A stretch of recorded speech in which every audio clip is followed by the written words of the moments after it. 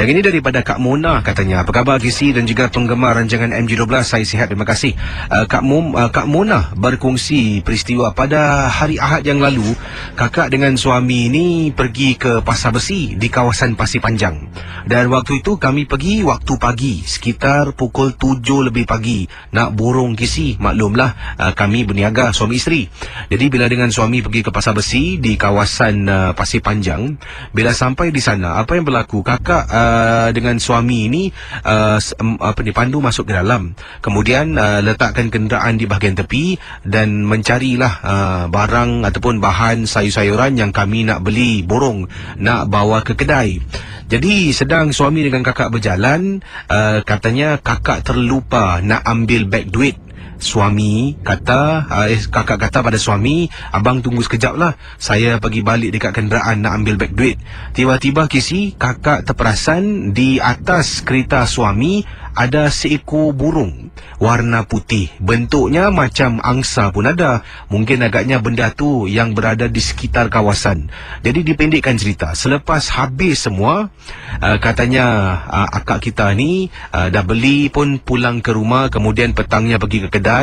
Dan bila malam hari lah, sekitar pukul 2 lebih pagi, setelah berniaga pulang ke rumah, di tempat letak kereta bertingkat rumah kakak di kawasan Woodlands. Bila suami dengan kakak keluar dari kenderaan nak pulang ke rumah, sedang berjalan kakak terlupa. Awal tadi ada sedikit lauk pauk yang belin kakak bawa pulang ke rumah, tertinggal dalam kenderaan. Kakak pun kata pada suami, abang naik dulu lah bang, saya ada tertinggal barang. Jadi suami kakak pun naik ke atas dan kakak kembali ke tempat letak kereta bertingkat. Kakak terpaksa naik tinggi sebab hanya tingkat 4 saja yang ada banyak kapak yang kosong. Sampai atas, terperanjat Kisi, di atas kereta kakak ada burung yang sama yang kakak nampak di Pasar Besi awal pagi Ahad yang lalu. Bila ternampak benda tu sedang bertinggi atas kereta, barulah mula rasa seram, rasa takut. Takkanlah burung tu boleh ikut kami pulang sampai ke rumah. Kakak terus turun bawah dan bila suami tanya, kata nak ambil barang. Kakak kata tak apalah bang, saya tak sedap hatilah. Jadi nak tak nak, suamilah yang turun, naik dan pulang ke rumah dengan bekalan yang kakak bawa pulang tadi. Terima kasih Kisi dan juga selamat tengah malam Kisi. Baik, saya akan buka talian 66911897 dan kalau ada kisah hubungi saya sekarang dan kita akan teruskan kisah dalam rancangan Misteri Jam 12.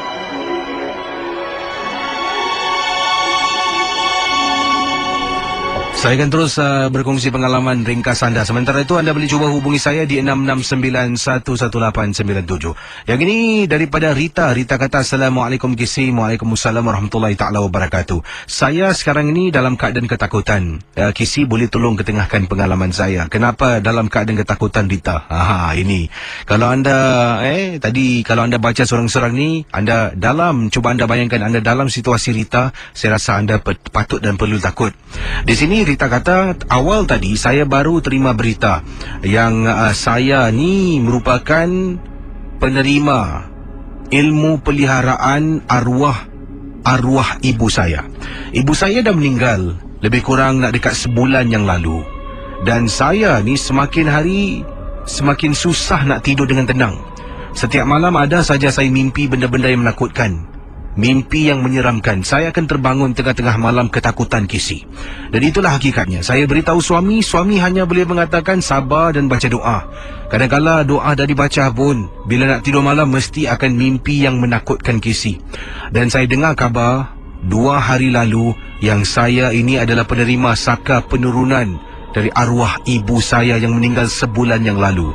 Kisi, sebab itulah saya ini bertugas mengikut shift. Bila balik malam saja, saya rasa macam ada orang ikut saya dari belakang. Memang benar, bila saya ceritakan, susah nak dipercayai. Tapi inilah hakikatnya pengalaman yang menakutkan. Sekali itu pernah saya sedang nak balik, kemudian saya berhenti di tengah-tengah kolong blok rumah saya. Saya cakap dengan kuat, tolong jangan kacau akulah. Kisi, yang benar saya buat macam tu. Beberapa saat selepas saya meninggikan suara saya, dapat rasa angin bertiupan meluru dari telinga kiri saya. Macam ada orang lari Kisi. Jadi setelah kejadian itu sampai sekarang saya hidup dalam ketakutan. Suami saya beritahu, tetapi dia cuma mengatakan jangan percaya cakap orang. Dia tak kenal Casey. Yang rasa saya, yang mimpi seram saya. Banyak tanda-tanda dah pun saya lihat. Tunggu masa saja bila benda tu nak turunkan kepada saya. Casey, untuk pengetahuan Casey, arwah ibu saya kata Rita ada memelihara nenek kebayan. Terima kasih kerana sudi membaca. Pada pendengar-pendengar Misteri Jam 12, terima kasih kerana sudi mendengar. Nah, satu lagi kisah sebelum saya berehat. Ini kejadian yang berlaku, yang dialami oleh mana ni? Sekejap ni dia. Ini kisah ini daripada Kak Fauzia. Beliau berkongsi pengalaman. Katanya di sini, jangan suka bersiul di dalam rumah, kerana siulan itu adalah muzik mainan syaitan. Perkara ini saya pernah beritahu suami saya yang gemar bersiul dalam rumah. Jadi satu hari itu saya pernah tegur, katanya, bang, jangan bersiul dalam rumah, nanti syaitan datang. Kemudian suami saya akan jawab, awak ni syaitan. Dah bertahun pun saya bersiul, tak ada apa-apa pun. Alah, ni semua pemikiran kita lah, kata suami dengan selamba. Pada suatu hari, saya ni keluar ikut kakak ipar pergi seberang tambak. Suami saya tak ikut. Jadi dia duduk dalam rumah. Tahu-tahu bila saya balik sekitar jam 2 lebih pagi, suami saya berada dekat luar rumah, sedang duduk dekat luar rumah. Saya pun rasa macam pelik. Suami saya padahal ni memang tak suka keluar rumah dalam kawasan yang dekat tu pun dia tak suka. Tiba-tiba dia dekat luar rumah. Jadi saya tanya, bang, dekat luar buat apa bang? Dia diam, tak nak cakap. Akhirnya dia beritahu, kata Kak Fauzia, suami saya menceritakan waktu dia sedang berada dekat dapur, sedang bancuh minuman kopi lah, bawa sendiri. Isteri keluar, jadi suami bancuh kopi sendiri. Tengah bancuh kopi, jadi bunyi cawan yang bancuh tu, dikacau minuman tu dengan sudu besi. Jadi cawan, sudu besi, dia nak bancuh tu, ketang. Tiba-tiba ada bunyi suara orang bersiul di samping bunyi sudu yang terketuk pada cawan beberapa kali tu, ketika dia sedang kacau air ataupun bancuh minuman. Dia berhenti, katanya suami saya, dia berhenti seketika, dia cuba dengar, tapi suara tu tak kedengaran lagi. Dia cuba bancuh lagi, kacau. Tiba-tiba suara orang bersiul datang lagi dari dalam rumah. Yang paling menakutkan, apabila suami saya cuba menjenguk, sebab ruang tamu gelap, suami tak buka lampu, hanya ada lampu daripada luar koridor rumah tu. Masuk dalam memang terang lah, pintu pun buka tak tutup, hanya pintu besi yang ditutup. Dan suami menjenguk daripada dalam bilik. Rumah saya ada 5 bilik, salah satu bilik dia nampak macam ada orang hitam belegam menjenguk juga daripada salah satu bilik, sambil mulutnya dalam keadaan sedang bersiul. Mulutnya muncung tu sedang menunjukkan yang dia sedang bersiul. Suami saya bila nampak, dia terus terperanjat, dan apa yang terjadi, minuman yang dia buat tu sampai tertumpah sedikit atas lantai. Oleh kerana dia takut, dia diri di luar sampailah saya pulang mungkin, ataupun sampai dia tenang. Dan kemudian bila toleh memang benar, dia katanya di sini memang benar, suami saya menceritakan yang dia toleh tu, dia menjenguk tu, dia ternampak wajah sesuatu yang menyeramkan, hitam dan menakutkan. Untuk Misteri Jam 12, terima kasih dan selamat pagi. Silakan 669-11897 669-11897 dalam Misteri Jam 12. Ada yang di sini kata kisah yang diceritakan malam ini memang best, Casey. Lebih best lagi kalau Casey dapat extend sampai pukul 3 pagi, Casey. Saya akan tabik spring. Kalau extend sampai 3 pagi, tabik spring buat apa? Kalau extend sampai 3 hari pula kan dah melalut. Wow, kalau saya extend 3 hari, masuk buku rekod Guinness. 669-11897. Hello, selamat pagi. Hello. Pagi. Siapa tu? Oh, ini Mbak Yati. Ya, Mbak Yati. Ya. Ada pengalaman tentang apa ni? Silakan. Ya, ini pengalaman yang betul, nyata atau tidak nyata, saya tak tahu. Ini berlaku di mana tu? saya di Indonesia. Ini dulu saya punya anak satu. Suami saya itu seorang ini macam apa, antar orang bawa kereta ini macam. Dan saya itu sakit sangat panas sekali. Tapi saya sudah ada kongsi sama orang nahan bawa orang. Sudah abang pergilah, saya tak apa di rumah, saya macam. Sudah pergi jam 12 kalau saya tak salah itu. Dia balik lagi ke rumah. Ingat saya, abang sudah pergi tapi kau balik lagi. Fikir saya macam, saya tak ada fikir panjang sudah, ini suami saya sudah. Tapi sangat panas, saya masih ingat, bukan salah. Abang saya panas nih. Saya bilang, oke lah, tak ada cakap. Dia diam. Kenapa sampai saya diam? Kenapa ini tak sama? Betul tak sama itu jam 12 lebih lah itu dia kayak datang macam. Dan dia peluk saya itu sejuk sangat kayak ais deh. Dan saya pun, ayah ini suami saya. Saya rasa tali tak sama nih. Dan itu sejuk itu sampai sekarang pun saya pun tak tahu hilang. Saya pagi bangun mak mau sembahyang subuh macam. Dia tok pintu suami saya datang. Loh, abang datang. Yang tadi siapa yang nak peluk tu? Saya pun, siapa yang peluk saya tadi ya? Siapa? Saya fikir, siapa ya? Itu hilang sampai saya bangun, tak ada apa, tak ada sakit. Sampai sekarang saya tak pernah sakit. Sampai kerja di Singapura sini pun tak pernah sakit. Itu saya sampai sekarang fikir. Tetapi saya, kalau setiap saya habis sembahyang dan berdoa apapun, itu kayak datang lah itu di bodi saya ini. Sejuk itu kayak ais itu datang. Saya pun sampai sekarang tak tahu ini apa. Semakin saya baca surat-surat itu semakin kuat leh. Sampai sekarang saya pun tak tahu apa ini. Dan maaf saya bukan apa paranormal atau orang pandai, bukan. Ada orang sakit ini saya cakap di Singapura sini, ini story sikit saja. Dia sakit, dia punya orang anak. Ini cakap saya bukan bohong, ini demi Allah. Ini Cina punya orang. Dia panggil master, semua master, tapi dia tak tahu ini ada apa. Dan dia bilang, ya anak ini sangat degi, sangat. Dan dia ini ada ini Cina punya sembahyang. Ada baka-baka isi tong-tong itu baka-baka, tahu toh? Di sini itu dia pukul sama kaki dia balik. Sudah tak ada. Ini dia body sudah lain lah, bukan yang seperti dulu. Dia sudah pergi hospital, orang tak betul lah. Itu ada 1 minggu atau 10 hari, tak tahu lah. Dia panggil saya, mak saya, kamu tolong ini adik saya family gini macam. Oh, saya orang Muslim, saya pun tak tahu lah.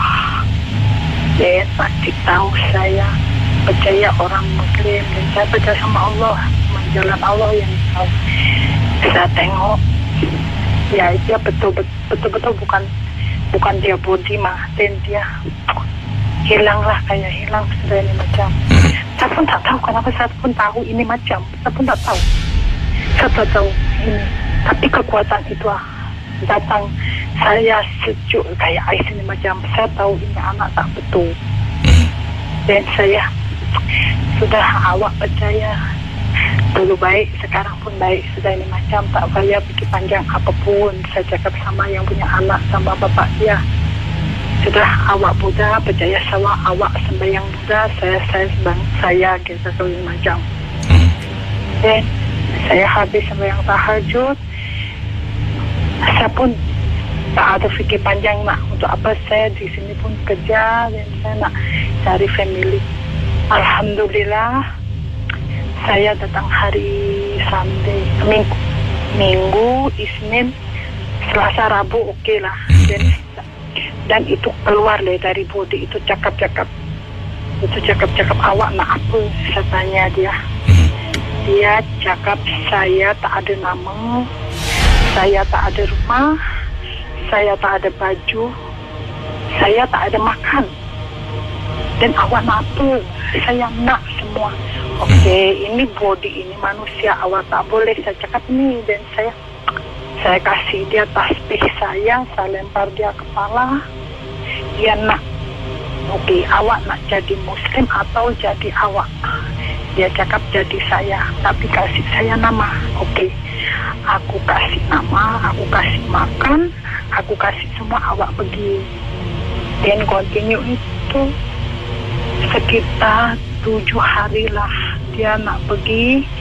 Dan saya ada puasa sendiri untuk ini. Saya pun tak tahu, tapi ini body saya tak tahu. Ini tapi yang mungkin dari kelantaran ini sejuk itu mungkin saya pun tak tahu. Sampai sekarang saya nak tahu saya ini apa. Saya ini macam saya ini apa saya pun tak tahu. Tapi saya percaya Allah kasih jalan saya untuk jalan baik. Cuma mau ambil jalan baik atau tak baik, ini saja.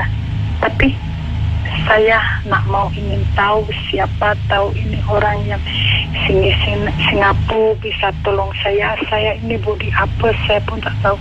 Tapi saya maaf, bukan saya ikut Buddha, tapi saya menghormati. Setiap saya tidak di Singapura, setiap pagi saya kayak kata orang Cina, orang Muslim tak boleh bakar, tapi saya tak.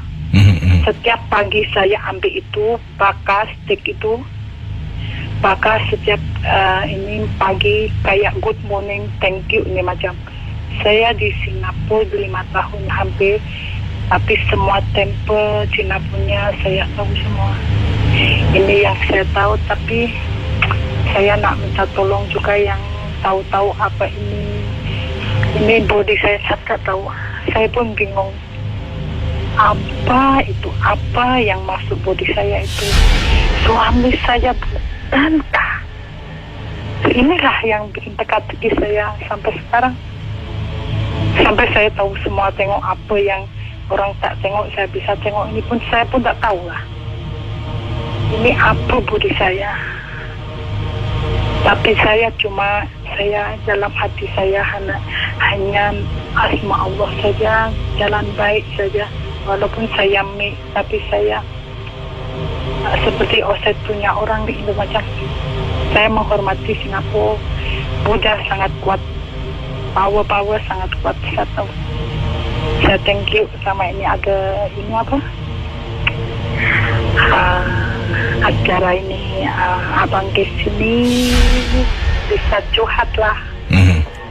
Kalau ada orang yang bisa tolong saya ini nak harus bagaimana, saya pun tak tahu. Di Indonesia saya tak seperti ini. Saya bukan master, saya bukan orang pandai, saya bukan apa, saya tak tahu. Karena air water satu gelas bisa bikin orang baik, saya pun tak tahu. Tak tahulah. Itu pengalaman saya. Saya sangat suka Singapura, tapi nak jalan baik. Kalau tak baik, saya tak tahu. Terima kasih sama abang. Terima kasih waktunya untuk saya. Saya sangat suka acara ini. Itulah pengalaman saya. Sampai sekarang ada teka-teki apa, saya tak tahu. Terima kasih. Selamat malam. Selamat malam ya Yati. Terima kasih. Okey, itu dia kisah daripada teman kita dalam Misteri Jam 12. Saudara 6691897. Hello, selamat tengah malam. Halo Casey, apa khabar Raden ya? Ada kes kronik yang agak luar biasa tentang misteri alam gaib. Ini tentang Pak Hadi nak kasih tahu, memang doa ibu tu adalah satu keberkatan. Tapi untuk anak-anak ya, apabila kita, Pak Hadi ni ada satu kes kronik selalu tentang problem, tentang rumah tangga, tentang lovers dan terlibat kepada alam misteri Casey. Ini sebenarnya Pak Hadi nak cerita, seorang ibu Casey tak rela anaknya tu berkahwin dengan jaga idaman anak perempuan dia. Apa yang terjadi Casey?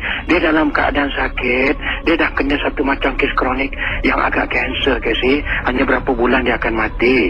Jadi maknya ni Casey, kadang-kadang ni Pak dia nak minta maaf ibu-ibu kadang-kadang rambut sama hitam, hatilah lain. Lain mak, lain padang, lain belalang. Begitu juga lain ibu, lain ragam dia Casey. Untuk orang-orang ibu kalau boleh jangan terjadi kes kronik seperti ibu ini Casey. Ini sebenarnya apa yang Pak dia nak cerita, seorang dia sebenarnya anaknya tu dah mencintai seorang laki-laki yang amat dia sayang. Jadi susah nak telan mati mak, nak buang mati bapa. Jadi bagaimana kalau aku pilih kekasih mak tak sayang, kalau aku nak sayang ini pilih kekasih aku mak pula nanti benci aku. Jadi apa nak jadi Pak Din cerita, kerana kalau hati dah berkenan, cinta dah bertapak, kalau memang di siratal di aras itu tak ada nama dia tertulis memang that person is born for you, apa nak buat? Bukan dia nak kurang ajar dengan maknya, tapi maknya telah dalam keadaan itu, maknya telah bikin satu sumpahan. Ke sini cerita Pak Din cerita ni bukan kerana Pak Din tahu. Lepas Pak Din mengatasi obat ni, mengobatinya, baru dia cerita. Jadi orang jangan salah faham, bukan Pak Din ni buat cerita dulu baru Pak Din cerita. Tidak, I don't make up story. Pak Din mengkiorkan orang itu dulu, baru dia cerita apa sebabnya. Jadi Pak Din hanya kiorkan partinya tu, tapi intinya tu orang tu ceritakan. Jadi sebenarnya Pak Din nak cerita apa terjadi Casey, sumpahan ibunya ni dia telah bawa ke mati Casey. Apa yang terjadi dalam dia berkasih-kasih, dia dah sayang, tapi dia kahwin juga dengan ini. Apa ibu cakap Casey yang perempuan ni dapat Pak Din ubat dia? Pak Radin, mak saya telah berkata, aku tak rela engkau kahwin dengan budak ni tak selamat hidup engkau. Tapi perkataan tak rela tu rupanya telah membawa satu musibah yang agak malang dalam rumah tangga mereka Casey. Sebab mereka terus bernikah. Bagi pasal apa? Mungkin hati tu dia in love, tak dapat dipisahkan. Orang putih cakap, kalau tu if you're born for someone, no matter how obstacle, the person is still for you. Walau macam mana pun ibu sendiri yang tak rela Casey. Sebab jodoh ni adalah perjanjian soul connection, perjanjian ikatan rohani antara dua kekasih. Jadi apa terjadi lepas dia dah menikah Casey? Ini Pak Din nak cerita baru ni kes Pak Din ubat. Bila dia dalam dengan isteri dia Casey, bila dia waktu nak duduk, nak tidur sama-sama dengan isteri dia, ini Pak Din cakap cara terhormat, cara sopan. Bila dia nak mula bermanja dengan isteri, suami isteri Casey, malam-malam ialah nak menunaikan nafkah batin. Jadi apabila dalam keadaan nafkah batin nak ditugaskan, Casey tahu apa? Suara ibunya tu ada dalam anaknya, iaitu isterinya, laki-laki ni, seperti cakap apa? Kau jangan dekat aku, kau siapa? Dan aku tak suka engkau. Jadi satu kali dia ingat, dia mengigau. Dia ingat mungkin perempuan ni bergurau. Tahulah suami takut, maybe my wife is joking or what. Why you say like that? Suara macam orang lain. Jadi dia diamkan, dia tak nak respect. Mungkin wife ni kasi seorang suami baik, dia tak paksa isteri dia nak manja dengan dia. Ini dipanggil suaminya orang yang gentleman. I don't like to force even my loved one. Jadi hari kedua sama juga suara ulangan begitu juga. Hari ketiga berulang begitu. Sebab apa? Dia tak ingat dia bergurau. Sebab waktu dia orang nak bermanja tu, dia orang tutup lampu. Jadi dia tak ketara sangat wajah isteri dia. Ingat wajahnya tu isterinya bergurau dalam gelap. Because dia tak scan serious. Maybe my wife is joking lah. Dia tak nak manja dengan aku, mungkin malu ke penat. Tapi satu hari begitu suara. 2 hari, 3 hari tu bila dia bersuara begitu, dia geris, dia tak sedap hati. Dia buka, dia buka lampu. Bila dia buka lampu, baru dia tahu yang malam-malam dia terbuka, dia terperanjat, mata isteri dia tu tutup, tapi berbual suara ala ibu dia. Jadi rupanya selama ni 2 hari 3 hari itu rupanya bila keadaan nafkah batin ingin mereka bermanja, rupanya diproses oleh suara ibunya tu membenci anak menantunya sekarang itu dan seperti menghalang hal kasih sayang nafkah batin yang halal ini. Dia nak menghalang, maknanya semangat rohani maknanya tu tak menerima. Kalau aku dah tak terima kau waktu hidup, waktu mati kau pun aku tak terima. Jadi ini dipanggil apa tak kisi? Rohani yang tidak tenteram di alam barzakh, atau mungkin ada karin yang lain menyamar menjadi ibunya, dan baru dia tahu bila dia perhatikan bini dia tidur dan bini dia cakap, aku tak rela kau tidur dengan aku, jangan pegang aku, jangan gini. Jadi bini dia tak sadar kisi. The eyes is closed but the mouth is talking, but in process, ada proses dalam alam yang lain. Jadi bila besoknya dia dikasih tahu oleh Pak Radin, saya ada satu kronik kes yang agak unik ini. Bila saya besok pagi dia telefon, dia tanya bini dia cakap, yang darling, why bila maaf cakap yang, why bila I nak make a move to make love with you, nak bermanja dengan you, kenapa you tidur tapi macam you reject? Jadi out of respect for you, I tak kacau you, sebab I don't want to force, let nature take course. Kalau you sudi nak manja dengan abang, jadi apa terjadi kasi? Bila malam tu dia cakap, abang saya tak perasan bang, saya tak tahu yang abang ingin manja dengan saya. Kalau betul abang kejutlah saya, mungkin saya tertidur. Jadi rupanya dia pun tak tahu kasi. Jadi bila satu hari Pak Alin datang, dia kasih tahu, baik abang jumpa pakar. Jadi baru bini cakap, bang arwah mak bang pernah cakap bang, dalam nazak-nazak dia saya sakit bang, dia sempat cakap, aku tak rela kau kahwin dengan budak tu, aku tak rela, aku tak terima. Orang kata sampai bila-bila pun, sampai akhir hayat aku. Jadi sumpahan orang tua itu telah mengundang bisikan karin yang lain yang telah mengganggu dia waktu nak bermanja. Kesian Pak Radin dengar kes kronik ni. Jadi apa terjadi? Pak Radin cakap, panggil budak perempuan ni. Pak Radin pergi rumah dia.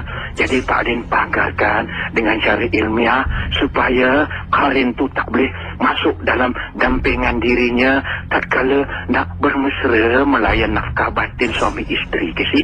Dan kes-kes ni, kes kronik ni dapat Pak Radin settlekan. Jadi untuk ibu-ibu, mak-mak, Pak Radin bukan nak jadi ustaz, bukan nak jadi pendakwah, tapi kita cakap sebagai orang yang berilmu.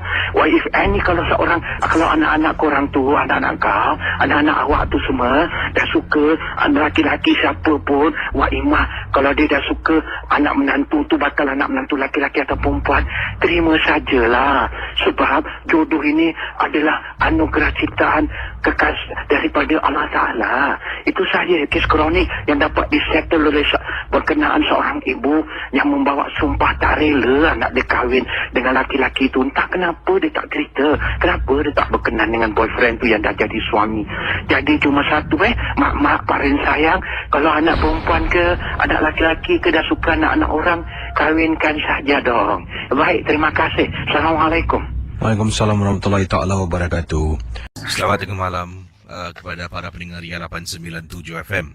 Ini kiriman daripada pengirim kita bernama Nur Afwan. Nur Afwan berkongsi peristiwa ini. Katanya, Assalamualaikum KC. Waalaikumsalam warahmatullahi taala wabarakatuh. Saya peminat rancangan MG12. Saya ni adalah orang Pahang. Orang Pahang suka mendengar rancangan ini melalui YouTube. Dan harap dapat kongsi pengalaman yang saya alami sewaktu saya kecil. Dipendekkan cerita, dahulu saya pernah hilang ketika usia saya 11 tahun. Hilang dalam hutan. Saya masuk hutan dan kemudian tak dapat saya cari jalan keluar untuk pulang ke rumah. Selama 2 hari saya tak balik rumah. Keluarga biasalah menjadi risau, hubungi pihak polis, mengadakan satu pencarian besar-besaran pada waktu itu. Tapi ini dah lama dahulu. Jadi katanya teman kita ni waktu tu 11 tahun saya masuk hutan, saya hilang. Bukan apa, sebab saya tak tahu nak patah balik macam mana. Kisah yang diceritakan oleh beliau, apabila saya masuk hari yang kedua saya hilang. Waktu tu saya pun sedang berjalan dan sampaikan tidak bermaya lagi sebab dah tak makan, tak minum. Jadi lemah anggota tubuh saya. Saya dihampiri oleh seorang wanita. Wanita ni datang pada saya dan tanya, "Nak buat apa kat sini?" Dan saya cakap, "Cik, saya nak balik. Saya tak tahu nak balik macam mana." Kemudian saya menangis. Menangis terisak-isak. "Saya nak balik, cik. Tolong saya, cik. Tolong saya." Jadi, katanya anak pejam mata. Saya pun mengikut arahan makcik itu. Oleh kerana dah terlampau penat, saya pejam mata. Terlampau lapar, terlampau haus, terlampau penat, mengantuk. Saya pejam mata. Saya pejam. Dalam beberapa saat, saya dengar orang panggil nama saya beberapa kali. Hanya dalam beberapa saat saja, saya dengar dengan jelas orang memanggil nama saya. Dulu saya dipanggil oleh keluarga No. No! No! No! Saya buka mata. Sini! Sini! Sini! Orang yang tolong cari jumpa saya dalam keadaan dah lemah. Mereka mendukung saya, membawa kepada keluarga, dan saya disatukan kembali kepada keluarga saya. Diberikan rawatan sebabnya saya dah tak makan, dah tak minum. Nanti kalau makan minum secara mendadak, mungkin akan membuat perut saya terperanjat, mungkin boleh memudaratkan. Jadi saya terpaksa dibawa ke hospital untuk dapatkan rawatan yang lebih lanjut.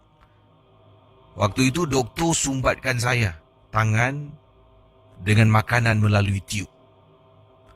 Malam tu di hospital, ibu dengan bapa saya ada di hospital. Temankan saya.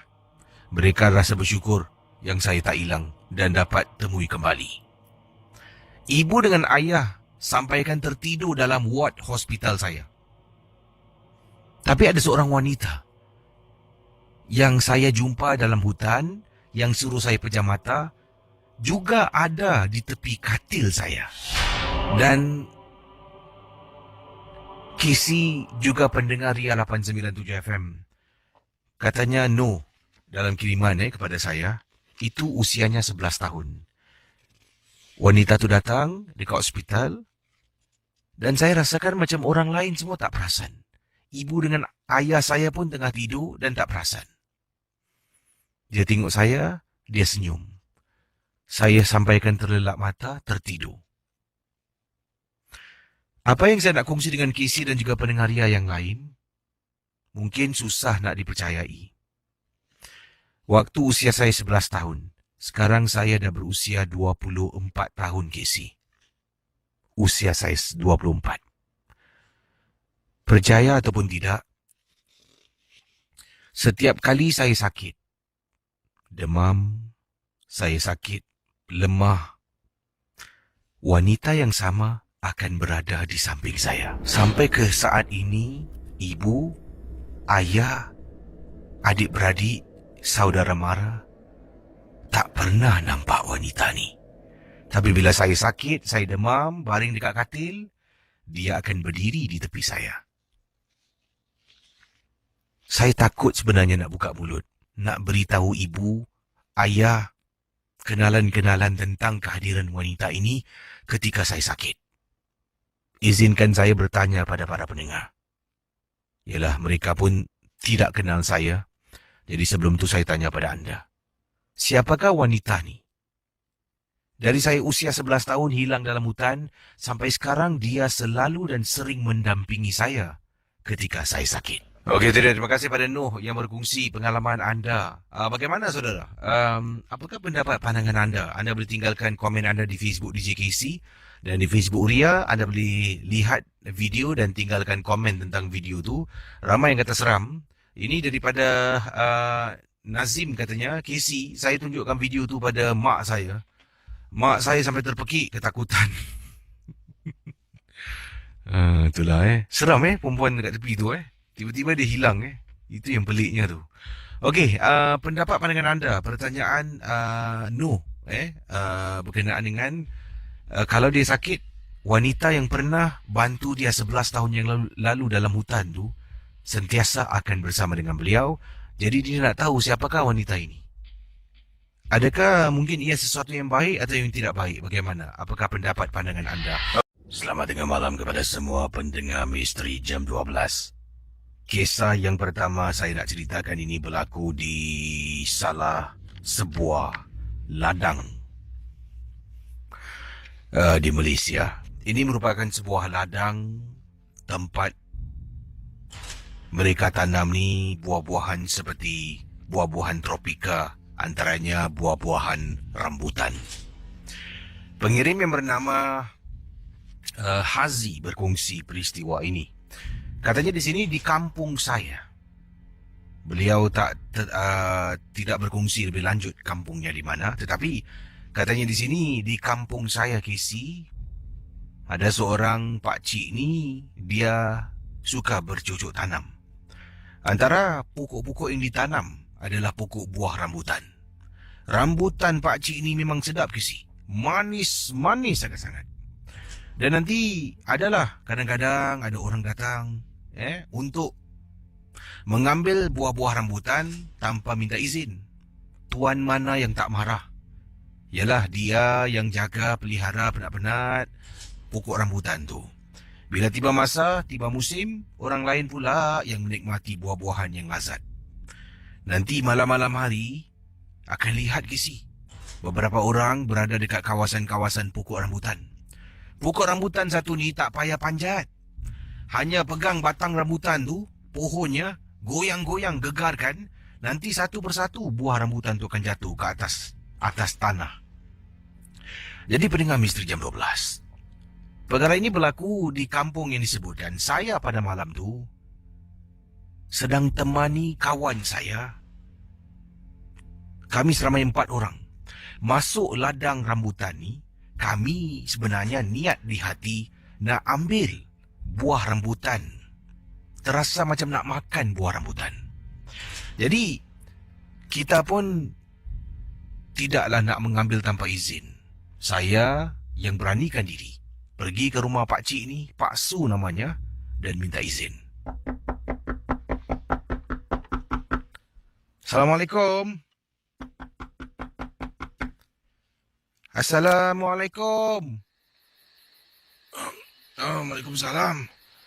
Ada apa? Ada apa ni? Pak Su, saya dengan kawan-kawan boleh tak kalau kita ambil buah rambutan Pak Su sikit? Terasa nak makan lah Pak Su. Oh, baguslah kau minta izin. Kau pergi ambil. Tapi jangan ambil yang depan Yang depan tu buah dia belum jadi. Kau ambil sebelah dalam sikit. Terima kasih Pak Su. Saya pun jalan ke si. Boleh. Pak Su kata okey lah. Depan yang ambil. Kita masuk dalam sikit. Saya dengan teman-teman jalan. Kita berempat ni jalan. Sambil berjalan tu dengan lampu suruh. Sambil tu kita berbual-bual. Tiba-tiba bila dah masuk bahagian dalam sedikit, kawasan ladang pokok rambutan yang dipelihara oleh Pak Su, dari jauh nampak ada pokok bergoyang. Pokok ni, ranting-ranting pokok, daun-daun pokok bergoyang. Ini menandakan ada orang di sebalik pohon tu sedang menggegarkan, menggoyangkan pohon itu nak dapatkan buah-buah rambutan. Jadi saya dengan jalan, kau tengok. Ni lah. Ni aku tak tahu ni. Ni dia minta izin ataupun dia masuk ni dia ambil tanpa izin. Tak apalah.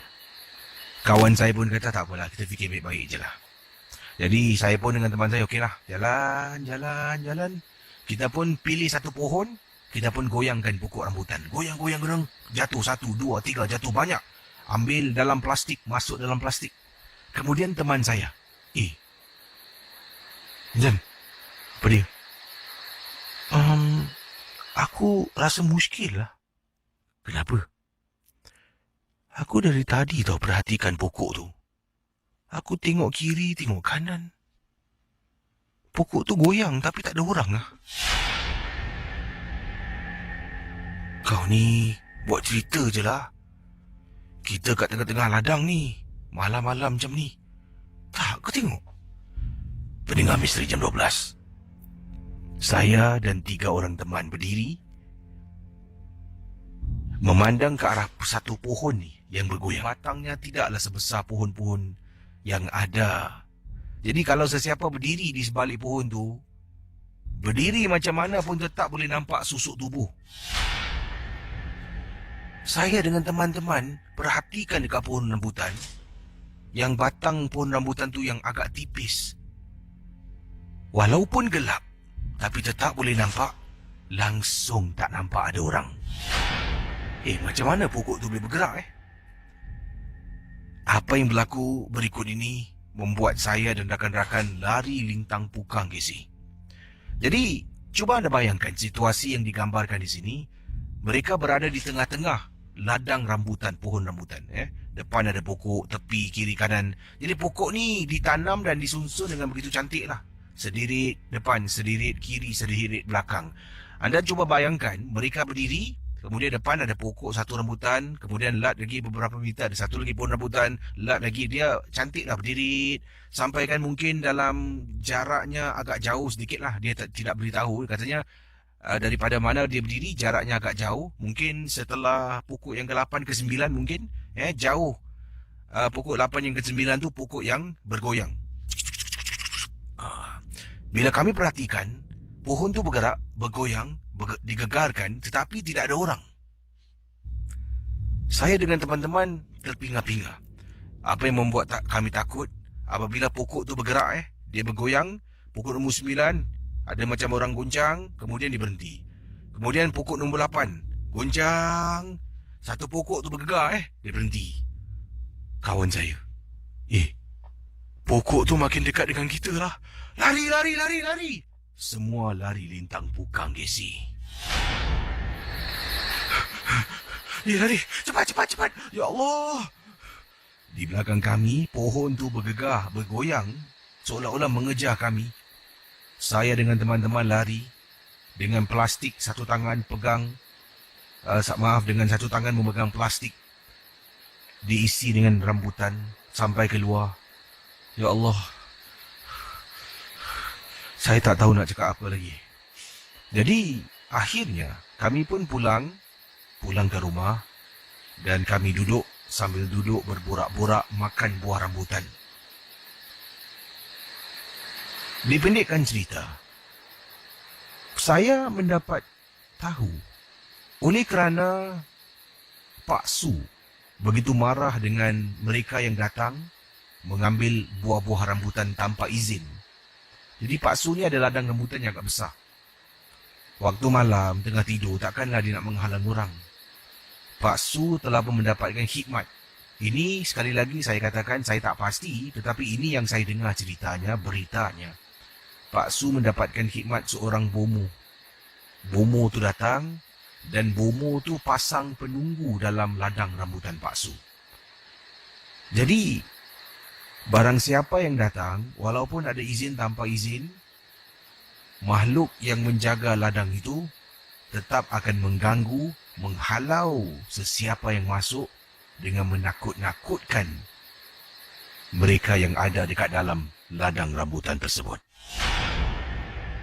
Jadi pendengar Misteri Jam 12, itulah kisah berkenaan dengan buah rambutan yang ingin dinikmati oleh teman kita ni. Anda bayangkan, dalam banyak-banyak pokok, satu je pokok bergoncang, seolah-olah macam ada orang goncangkan pokok tu untuk dapatkan buah rambutan. Terima kasih dan selamat tengah malam. Baik, pendengar Ria 897. Berikut ini ingin saya kongsi sama. Ini datang daripada Kak Ramlah yang ketengahkan pengalaman peristiwa yang dialami oleh beliau. Dan kata Kak Ramlah, Kisi, mohon maaf, pertama sekali kakak nak kongsi pengalaman peribadi. Dan bukan untuk nak cakap tentang jiran, tidak sama sekali. Tapi ini juga melibatkan jiran yang mana kakak tak nak sebutlah siapakah jiran kakak. Jadi kata Kak Ramlah, begini kisahnya. Kakak dengan jiran hidup sebagai jiran ni dah bertahun lamanya. Jadi bila ibunya meninggal dunia, kakak antara yang pertama dapat tahu. Dari hospital tu dibawa kembali jasadnya untuk dimandikan, untuk disolatkan sebelum dikebumikan. Dan pendengar Misteri Jam 12 katanya di sini, kata Kak Ramlah, setelah ibu meninggal dunia, dah habis proses lah, mandi, kemudian proses untuk menguruskan jenazah, kemudian ditanam dan sebagainya. Bila balik rumah, dalam rumah tu ada seorang pembantu rumah yang menjaga arwah ibu yang dah pun meninggal dunia. Dan sekarang pembantu tu pada waktu malam, kakak ni dengan suami tengah duduk tengok TV dekat ruang tamu. Tiba-tiba kakak dengar suara dari rumah sebelah yang mengganggu kakak dengan suami.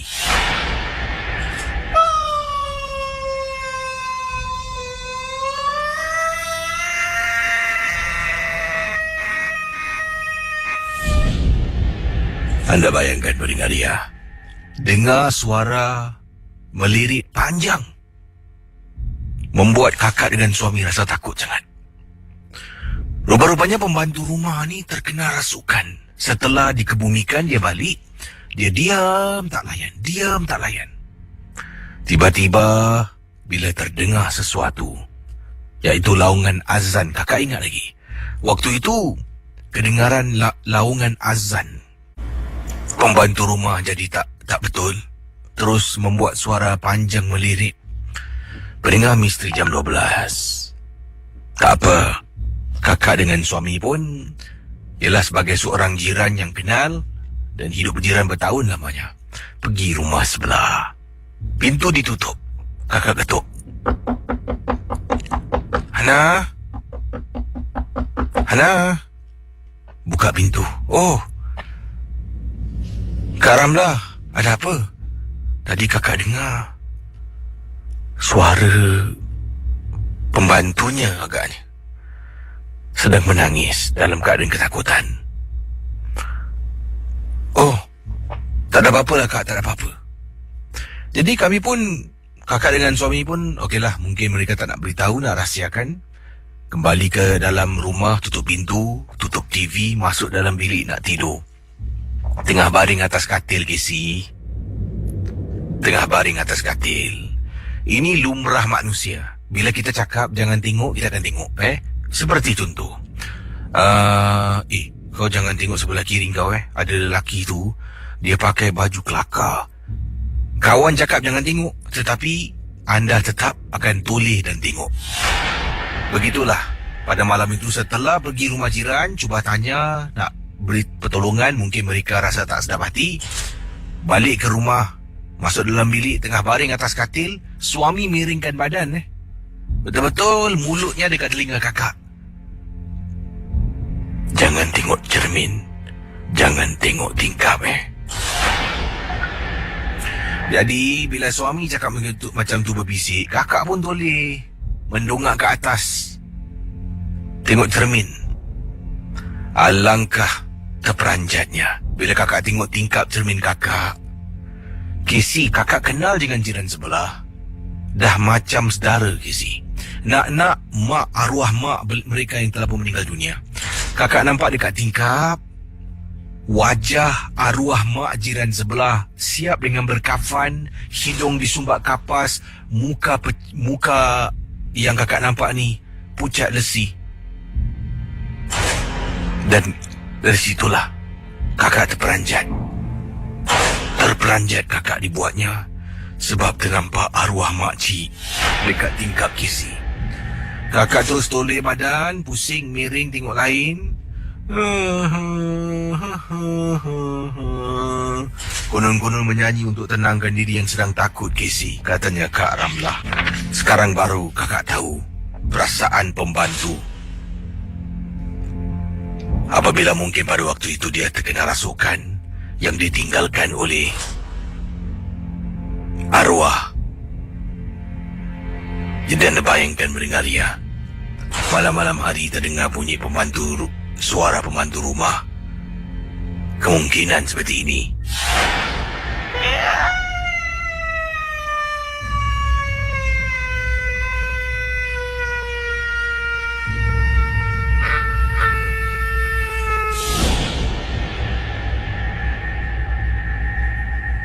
Rupa-rupanya itu adalah perkara yang benar, tuan-tuan dan puan-puan.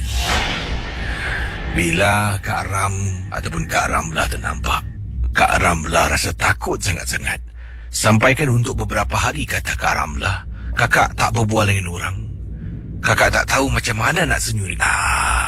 Yang ini Puk Din bercerita. Kisahnya ringkas dari kiriman SMS. Beliau mengatakan pernah memancing di salah sebuah katanya di sini apa ni? Oh, dia dah.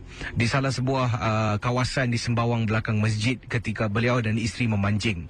Waktu itu saya dengan isteri sedang duduk kisi. Kami sedang duduk makanlah roti sandwich yang dibekalkan oleh isteri.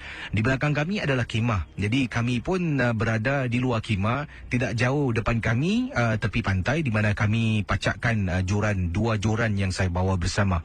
Sedang makan ni kisi. Mula-mula berbual rancak dengan isteri. Kami berbual, isteri pun melayan dan saya pun katanya Puk Din menambahlah roti sandwich yang isteri bawa.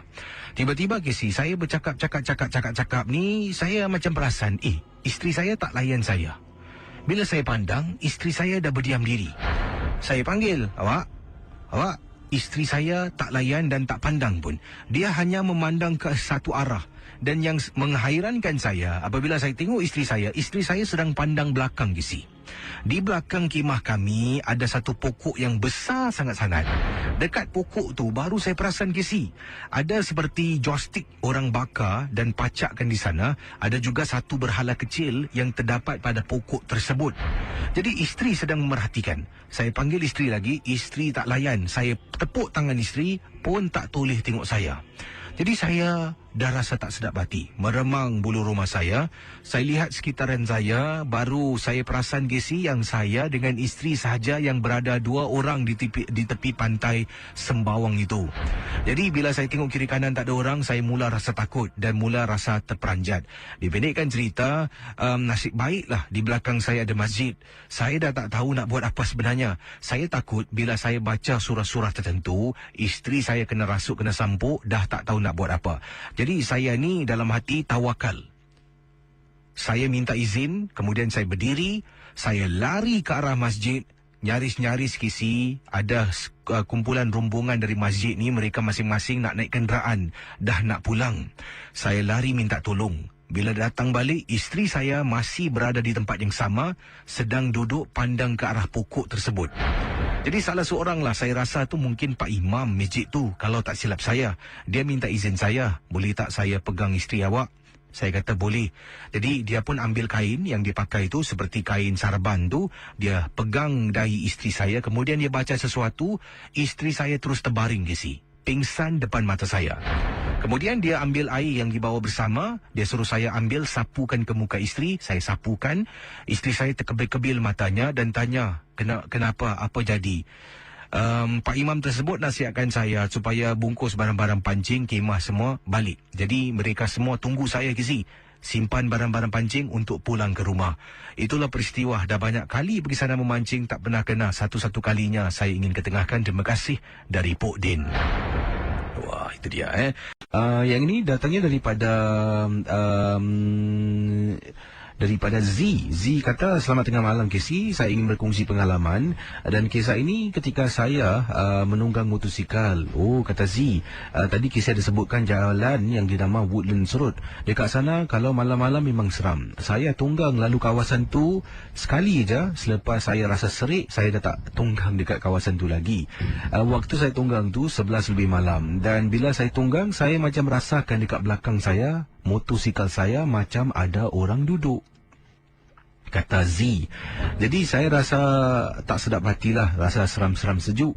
Saya pun berhentikan motosikal saya dekat tepi jalan. Saya kata, bayangkan beliau tunggang motosikalnya. Bila rasa tak sedap hati, dia berhentikan tepi jalan sebab dia takut mengganggu ketenteraman dia nak tunggang, takut kemalangan. Bila saya berhenti tepi jalan tu, saya masih lagi memakai helmet. Jadi saya buka helmet untuk cubalah usap-usap, urut-urut kepala saya yang pening. Sedang buka helmet tu, muka saya tertutup sekejap.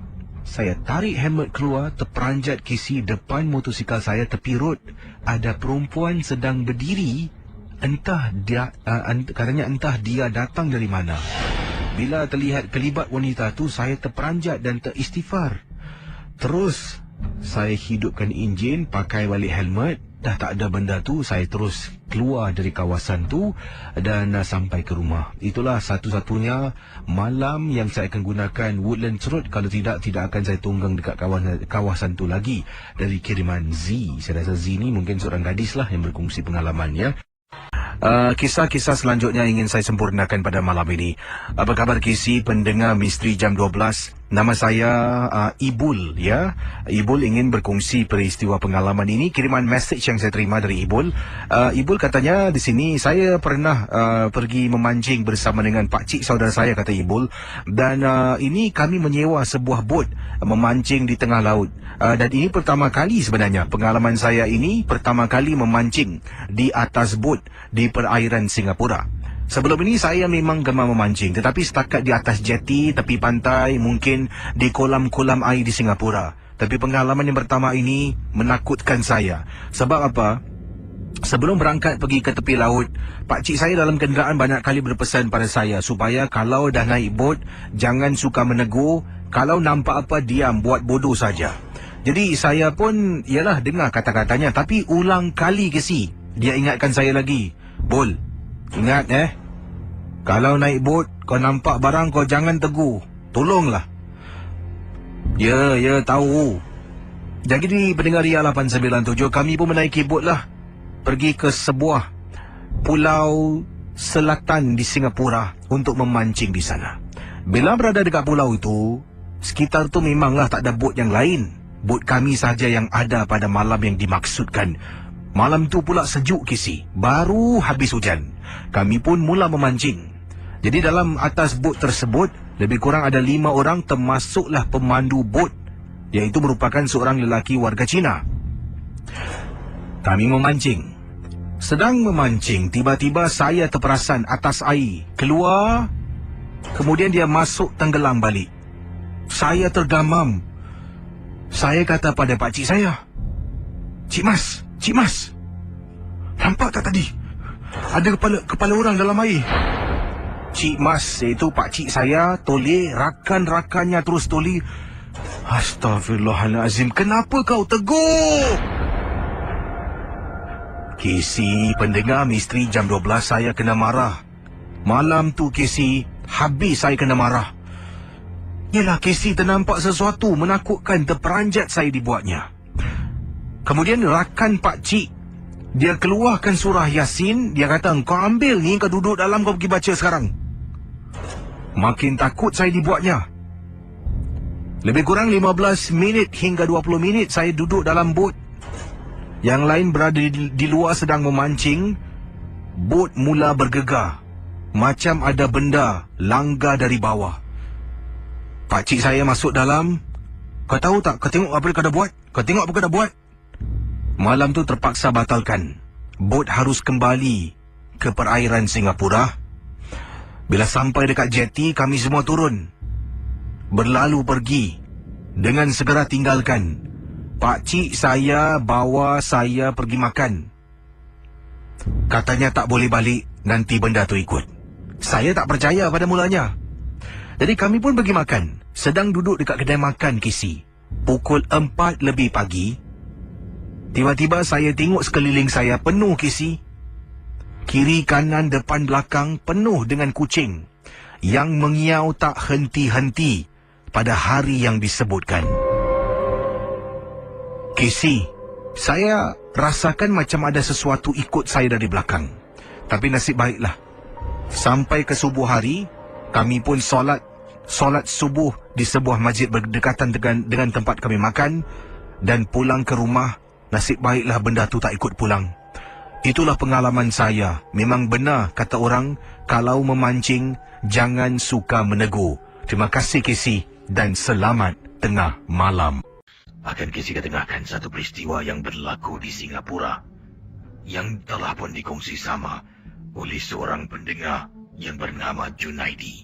Selamat tengah malam Kesi dan para pendengar Misteri Jam 12. Saya ingin berkongsi pengalaman saya. Sememangnya benar-benar berlaku kepada diri saya. Perkara ini kalau saya ceritakan pada orang, ada yang mungkin percaya dan ada yang tidak. Niat saya bukan untuk orang percaya Kesi. Niat saya hanya untuk berkongsi pengalaman misteri yang saya alami. Perkara ini dah lama berlaku. Saya lupa agak-agak bila saya mengalami peristiwa buruk ini. Lebih kurang pukul 11.30 malam, saya keluar dari rumah mak. Ini kerana mak telah pun menjemput saya datang ke rumah untuk ambil lauk dibawa pulang ke rumah. Sebab isteri saya hamil, isteri saya tidak boleh masak. Jadi untuk beberapa bulan inilah, saya harus makan di luar, beli barang makan sendiri ataupun makan di rumah mak. Oleh kerana dah lewat malam, saya tak makan di sana. Kesian tinggalkan isteri saya seorang diri dalam rumah kisi. Jadi saya pun telah ambil lauk dan nak pulang ke rumah. Dalam perjalanan, saya jumpa makcik jiran mak saya yang tinggal di tingkat 7. Dia dikenali sebagai Cik Itun, bukan nama sebenar. Bila saya nampak Cik Itun dekat bus stop, saya pun tanya, Cik Itun nak ke mana biar saya hantar?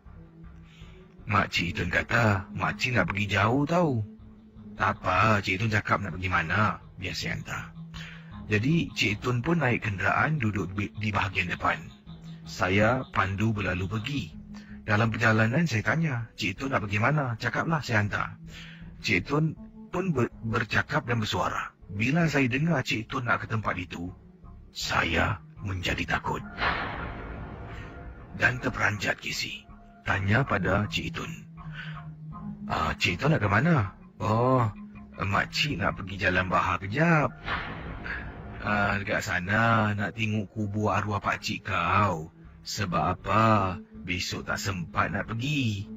Saya rasa muskil kisi. Malam-malam hari pergi kubur, besok tak sempat.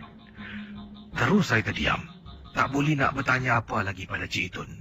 Saya pandu dan dalam perjalanan saya diam, Cik Itun pun diam. Tapi kisi bila masuk kawasan tanah perkuburan orang-orang Kristian, Cik Itun kisi memang benar mula menyanyi dalam kenderaan saya.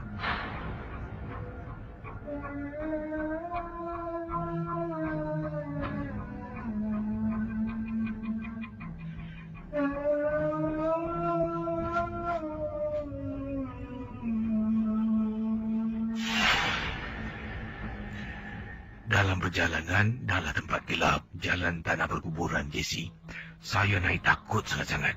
Bila sampai dalam, Cik Itun kata boleh masuk dalam tak? Saya rasa macam nak pingsan. Bulu rumah saya remang. Nak tak nak, saya dah pelawak orang ni Jesse. Terpaksalah masuk dalam, hidupkan high beam, pandu sampai dekat dalam, tiba-tiba nampak sekumpulan anak-anak muda dengan motosikal. Dalam 5-6 orang, tiba-tiba hilang rasa takut. Oh, nampak orang. Memang tak peliklah orang pergi kubur malam-malam. Jadi bila sampai tu, Cik Itun kata dia nak pergi kubur kat depan ni boleh berhentilah. Saya pun berhentikan kenderaan. Kemudian Cik Itun turun dan berlalu pergi. Dah masuk dalam, saya tanya, Cik Itun nak saya tunggu? Tak apalah, kau balik je lah. Cik kat sini lama. Nanti Cik balik naik teksi Alah, terima kasih Cik Itun Dengan segera kisi, saya pandu keluar cari budak-budak motor tu. Nampak mereka dari jauh, ikut mereka dari belakang, keluar dari kawasan tanah perkuburan. Dalam perjalanan, ibu saya telefon. Telefon saya berbunyi, saya pun jawab. Ibu tanya, Junaidi, kau kat mana? Orang nak balik on the way pulang ni. Tadi nampak Cik Itun dekat bus stop, tanya nak pergi mana. Dia kata nak pergi kubur, Mak. Pelik betul Cik Itun ni, Mak. Mak saya, ibu saya kisi, istighfar berkali-kali kisi. Ibu saya tanya, habis kau buat apa? Saya hantarlah sampai ke kubur. Nasib baik kat sana ada orang. Kalau tak, saya takut sih. Apa dia buat kat kubur malam-malam? Astaghfirullahalazim. Junaidi, kau biar betul ni. Betul, Mak. Kenapa? Cik Itun kau dah meninggal seminggu yang lalu tau.